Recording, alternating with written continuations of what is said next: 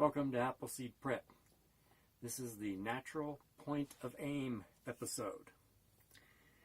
Now, the way we always describe it is natural point of aim is where your rifle will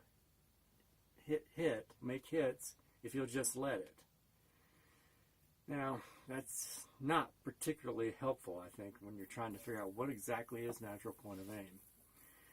Now, you can. There's an example from back when the old frigates and sailing ships of yore, that the battleships with their cannons, and the early cannons were like, I don't know if this is true or not, but supposedly were slung on like a rope, and they kind of figured out that if you let the cannon set down into the rope with equal distance on both sides of the rope, it would shoot consistently and accurately. But if you tried to shove the cannon over to one side, where you shortened the rope up on one side and had it long on the other side, things became inconsistent. Or if you went to the left or the right of being center on that rope. So in a way, natural point of aim is like that.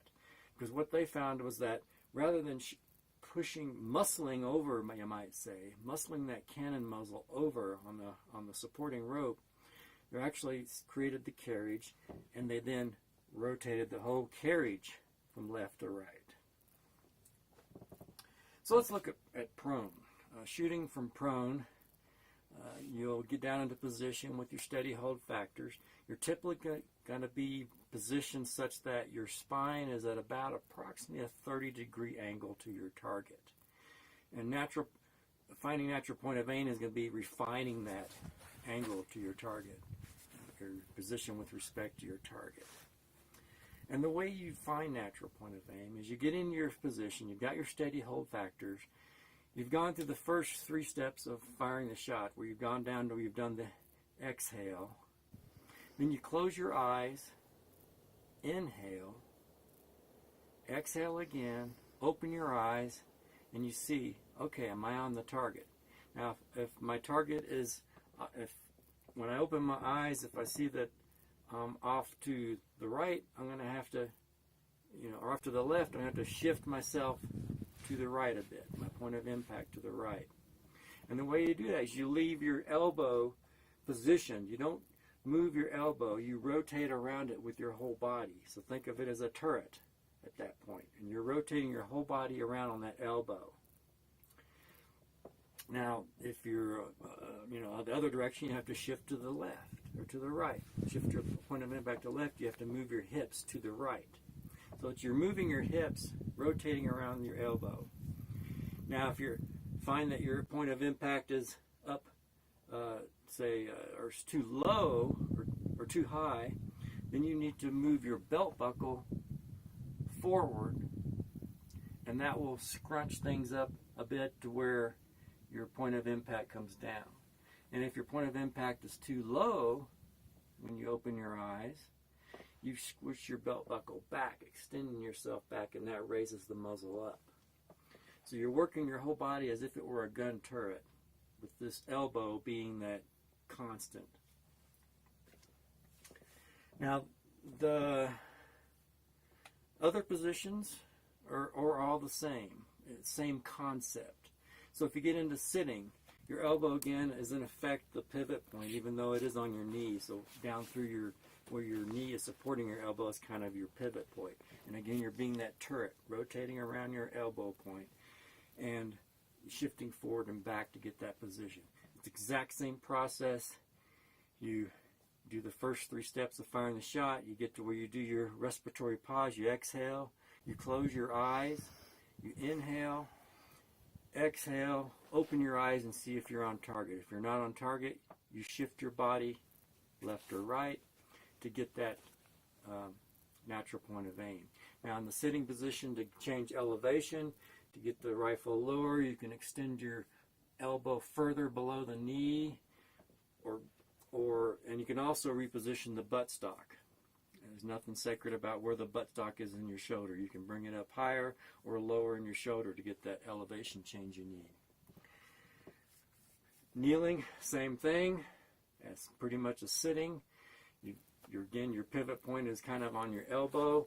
In this case, because you have your knee out at a 90-degree angle with your foot a little bit forward of your knee, you can also change that, alter that position to change the elevation a bit.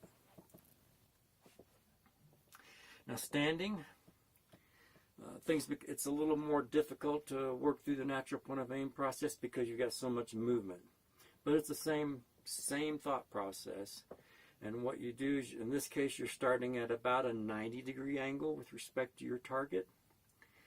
And you, again, go through your first 3 steps of firing the shot. You exhale, you got your respiratory pause, you close your eyes, inhale, exhale, open your eyes, and see if you're on target. Now in this case, because of standing being less steady, and it's not as steady as prone or sitting, there's going to be a certain amount of movement. So you're going to have to kind of factor in the fact that you're dealing with kind of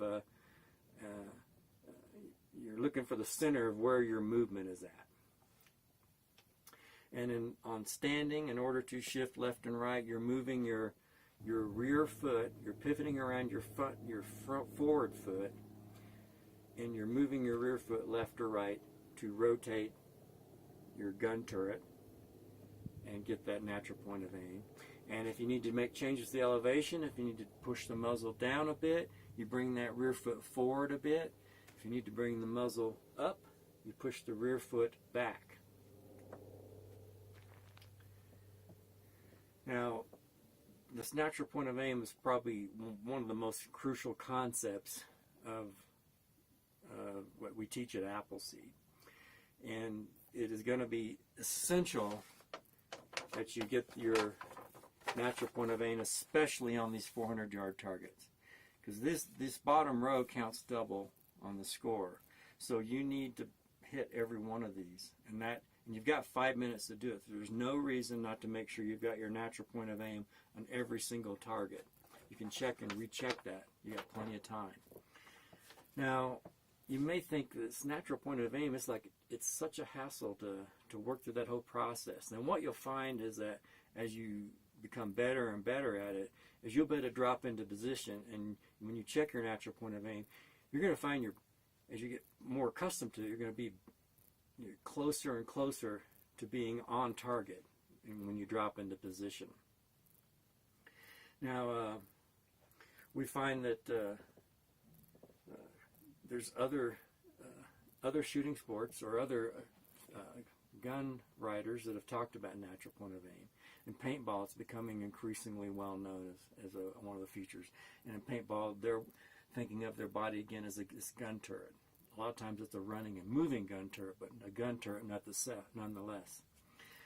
Now, Rex Applegate, when he wrote his book, Bullseyes, Don't Shoot Back, and when he did the training program for the U.S. military during World War II, as far as combat handguns, his whole point was to bring your hand up and you create this gun turret with your pistol, and you're rotating your whole body. You're keeping the relationship of your pistol to your arm, to your shoulder, and your eyes the same, and moving your body to maintain natural point of aim. He didn't call it natural point of aim, but in fact that's what he was doing. So this is the thing you can't fake. Now, something else to mention is when you're in the steady hold factors and you're using your sling to provide support for you, you want to keep in mind that you're going to want to slouch into that sling. Now in prone, that almost feels like you're kind of rolling into where the sling takes up the support, and then you get your natural point of aim. On the standing position, you almost collapse into your middle body, kind of collapse into yourself so that it becomes a more stable platform of support. But so basically the process is steady hold factors first, build the position, then you do the first 3 steps of firing a shot all the way to the respiratory pause. At respiratory pause is where you begin the natural point of aim process of closing your eyes, taking a breath, inhaling, exhaling, open your eyes, and seeing where you're at on target. If you're not on target, you shift your body to move the sights on target. You don't muscle it over. If you muscle your rifle over onto target, you're doing the equivalent of the old school cannons where they were moving the cannon barrel across the rope support and messing up with your accuracy. So, again, natural point of aim, NPOA, crucial part of what we teach at Appleseed.